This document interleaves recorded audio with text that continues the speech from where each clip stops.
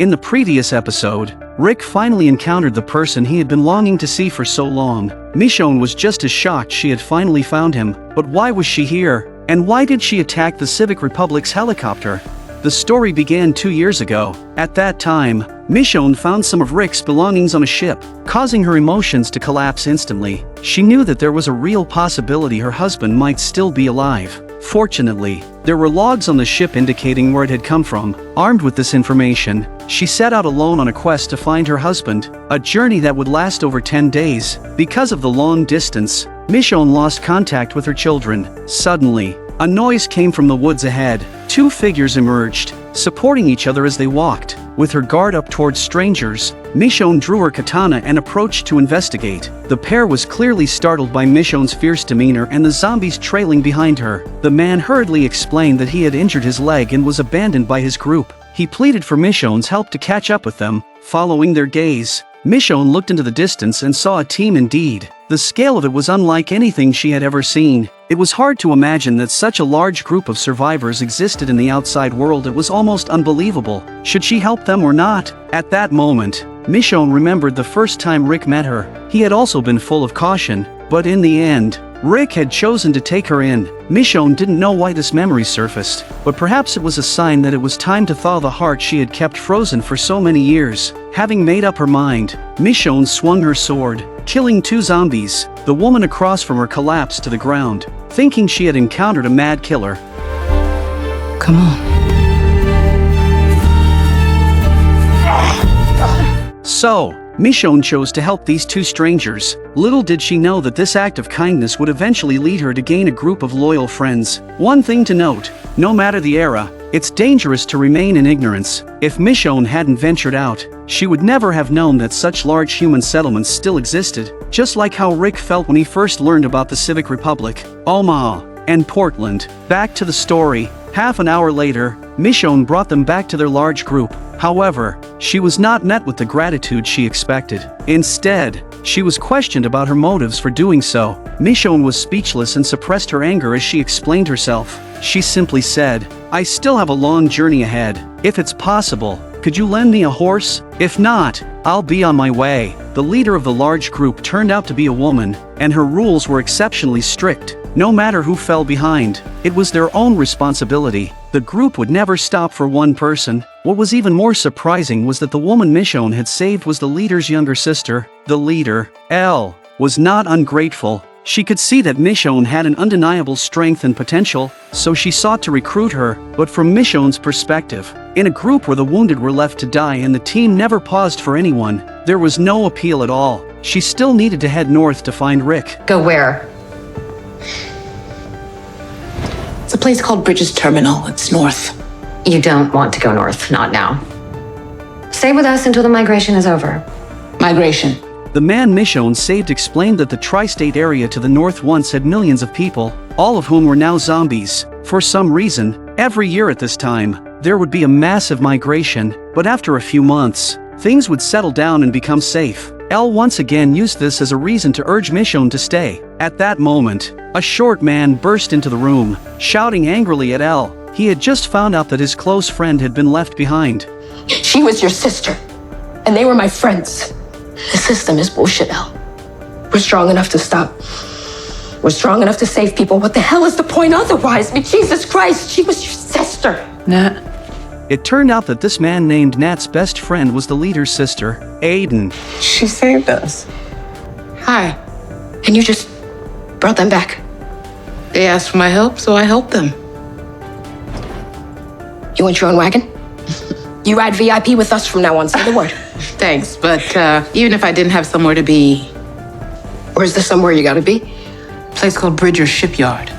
When Nat heard Michonne mention the place she was headed, he blurted out a curse. The zombie migration was no joke, and he also spoke words of caution to try to dissuade her. But Michonne's mind was made up. No matter the obstacles ahead, she was determined to move forward. The reason this man, Nat, dared to challenge the leader and make decisions like giving away a horse was that he was an unparalleled genius in weapon crafting. The team's ability to function as it did was at least 80% thanks to Nat's contributions. An hour later, Nat told Michonne to wait for a moment. With some time to spare, Michonne tried to contact Judith over the radio, but the distance was too great, and there was no signal. As soon as Michonne sighed in frustration, she saw Aiden and her boyfriend, Bailey, leading a tall horse toward her. However, Nat persuaded Michonne that it was late in the day and that it would be fine to set off tomorrow. In the meantime, he could make some gear for her that would keep her much safer on the road. Michonne could feel that they really cared about her, so she chose to stay. It was from that moment that they became true friends. The next day, Michonne received her gear. The armor she was wearing was really cool and matched her image as a female warrior. They exchanged a few parting words and well wishes. Nat, who truly admired Michonne, handed her a notebook. He reassured her that if she couldn't reach her children, she could write down everything that happened each day and share it with them when she returned. Friends like these, who bonded so quickly, were few and far between, but as they say, all good things must come to an end. Everyone has their own mission and goals. Choto.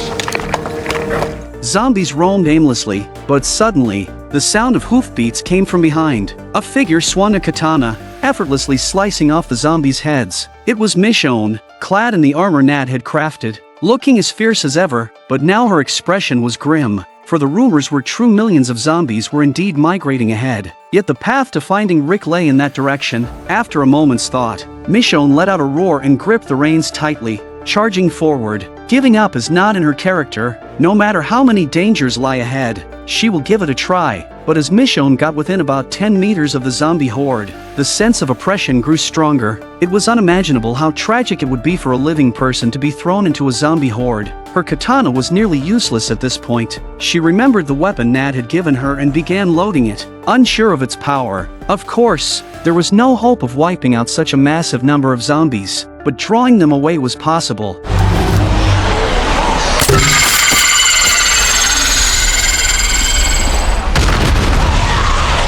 Hearing the loud rumble, the zombies shifted left in response. It worked. Michonne was momentarily stunned, finally grasping Nat's true worth. Any team lucky enough to have him would be formidable, but now was not the time for such thoughts. She quickly took out another shell, aiming to fire it to the other side. This way, a path would be created through the middle of the zombie horde. But at the moment she took aim, she saw a zombie engulfed in flames emerge from the middle, with several gasoline barrels strapped to its body.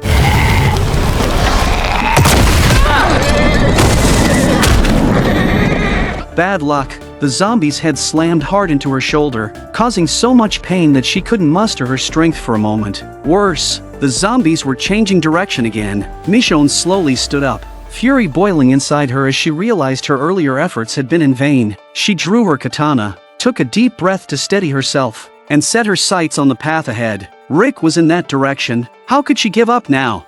Just as she was about to make a desperate attempt, there were loud explosions from the left and right behind her, accompanied by purple flames and thick smoke.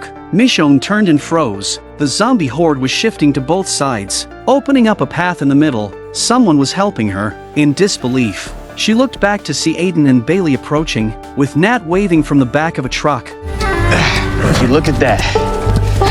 What are you guys doing here? Well, we didn't want to be afraid and stupid anymore. Turns out others felt the same way. Good thing we weren't looking for you, huh? Aiden and Nat had thought it over and decided to leave that cold-hearted team. They didn't want to risk being abandoned a second time if they got injured. They chose to go independent, and some members who were already discontented decided to follow them as well. In this way, Michonne gained some like-minded friends. With their companionship, the journey became far less lonely. Every night, they sat around the campfire, sharing life stories and joking with each other. Nat was particularly interesting. He wasn't the stereotypical, reclusive mad scientist. Instead, he enjoyed blending in with the group, while he was skilled at creating powerful weapons. In this post-apocalyptic world, that alone wasn't enough. People like Michonne, with courage and humanity, were just as essential. They were all drifters, with no fixed home. Wherever they went was the same, so they figured they might as well do something meaningful, like helping Michonne find Rick. You'll come back home with me. All of you. You'll be a part of it. It's just gonna take a little building. That I can do. And now, I am going to sleep. After the others had left, only Aiden remained seated. Michonne observed her words and deeds, and quickly came to a conclusion. You're pregnant. Aiden smiled, not denying it. Michonne sat down next to her and tried to comfort her. She urged Aiden to return to Elle's group, pointing out that it would be a safer place for her child to be born. There was no need to risk her life on this dangerous journey, but Aiden, grateful for Michonne's rescue, responded with unwavering determination. We want to be there when you find Rick. No, you should go. We will. After you find Rick. Aiden and Michonne smiled at each other. They really did feel like old friends who had known each other for years. In the days that followed, the small group pressed on with their travels, drawing ever closer to the Bridger's dock. Under the influence of her new companions, Michonne became noticeably more cheerful. She no longer carried herself like an impenetrable fortress of ice. As they walked, they suddenly heard the sound of a helicopter, and its reflection appeared on the window glass. My God, it's been more than a decade since the apocalypse, and there's still a helicopter? On the side of the helicopter was an emblem with 3 rings. Could the government or military still be around?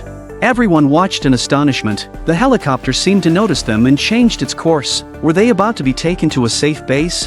While the others entertained these hopeful thoughts, Michonne's instincts told her something was wrong. The helicopter flew towards them and dropped poisonous gas bombs that were emitting yellow smoke.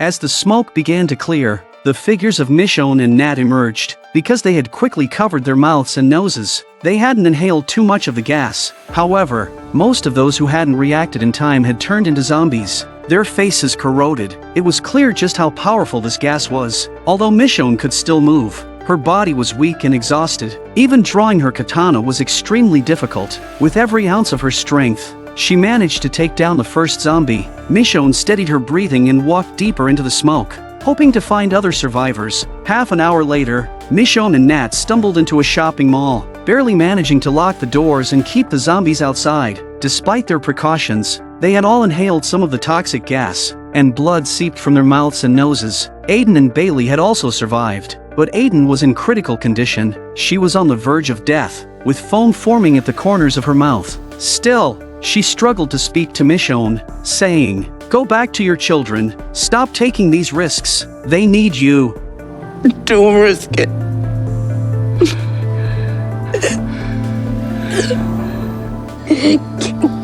Can't get air.